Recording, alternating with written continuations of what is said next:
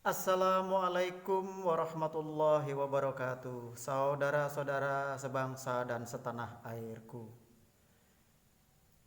Kita kali ini disuguhi lagi dengan berita tentang ditangkapnya seseorang yang diduga korupsi, melakukan penyelewengan atas jabatannya.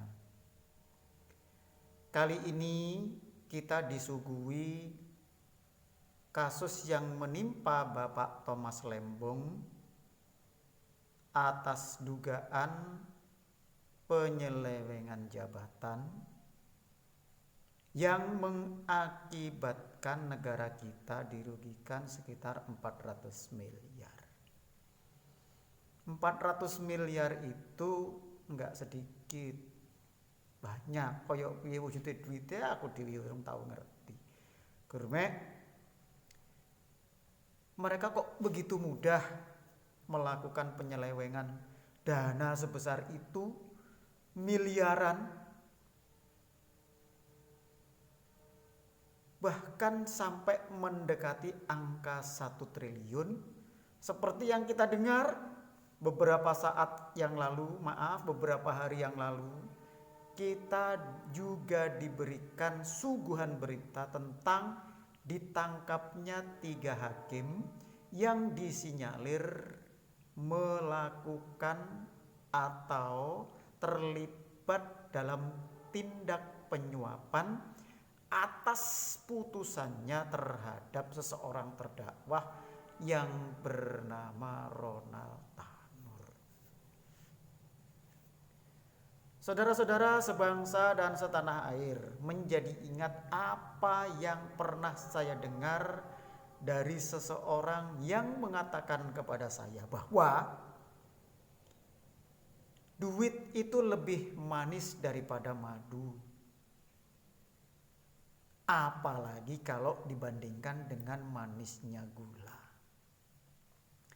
Jadi wajar dong kalau seseorang itu mungkin dalam posisi jabatan yang penting, jabatan yang tinggi, apabila mereka disuguhi dengan godaan berupa jabatan yang lebih tinggi lagi, mereka masih bisa untuk tegar, digoda dengan godaan yang lain juga masih cukup tegar.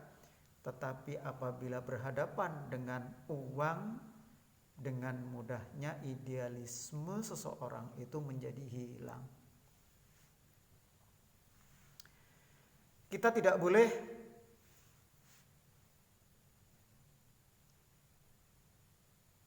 %100% menyalahkan kepada para pelaku itu. Seperti yang kita ketahui bahwa di negara kita ini, negara yang kita cintai, korupsi merupakan salah satu penyakit yang sangat sulit untuk diberantas. Karena penyakit ini telah berurat dan berakar, meliputi dari generasi ke generasi. Telah banyak tokoh-tokoh bangsa kita ini, pembesar-pembesar negeri ini, dari berbagai macam jenis jabatan dan posisi, yang mereka terkena kasus korupsi. Mulai dari seorang politisi, kemudian dari seorang hakim, komisioner KPU, bahkan yang lainnya, yang sering kita dengar mereka terjerat kasus yang sama, yaitu tindakan korupsi. Terus apa yang kita lakukan? Apa yang kita bisa harapkan dari orang-orang semacam itu? Sekarang kita termasuk atau kita telah memasuki dalam era kepemimpinan baru, yaitu di bawah komando Bapak Jenderal Prabowo Subianto dan wakilnya Bapak Gibran, di mana Bapak Presiden kita telah memilih pembantu-pembantunya kita menjadi ingat siapa di antara mereka nanti yang berurusan lebih dulu dengan pihak yang berwajib atas dugaan kasus korupsi.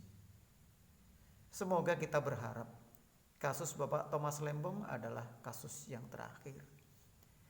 Atau minimal setelah kasus ini mencuat di permukaan, tidak ada lagi atau jaranglah, kita jangan sering-sering mendengar kasus korupsi yang menimpa para pejabat kita. Kita jadi mengelus dada. Sebenarnya apa yang salah pada orang-orang ini? Apakah mereka integritasnya menjadi lemah, menjadi luntur? Atau karena memang lingkungannya yang mengharuskan dalam tanda kutip mereka untuk melakukan itu? Saya yakin sekelas orang-orang yang sekarang ini bahkan yang telah lalu terkena jerat kasus korupsi, secara ekonomi mereka bukanlah orang yang kekurangan. Tetapi ada penyakit lagi yang membuat mereka menjadi korupsi atau menyeleweng, yaitu keserakahan. Saudara-saudara sebangsa dan setanah air, selalu mengingatkan bahwa keserakahan membuat seseorang terkadang menjadi gelap mata, menjadi lupa akan idealismenya untuk tegak lurus pada hukum yang berlaku. Sehingga untuk mencapai kepuasan yang ia inginkan, mereka berani mengorbankan, bahkan menerjang hukum yang seharusnya mereka taati. Semoga sekali lagi kita ini berharap. Sekali lagi kita ini berharap korupsi segera berakhir dari negeri ini. Kalau memang niat Pak Prabowo untuk mengejar seluruh koruptor sampai dimanapun mereka lari, kami Pak dari hati yang paling dalam dan ikhlas kami mendukung program itu. Dan saya yakin seluruh rakyat Indonesia yang mendukung Bapak, program Bapak, mereka 100% akan mendukungnya. Terima kasih. Assalamualaikum warahmatullahi wabarakatuh.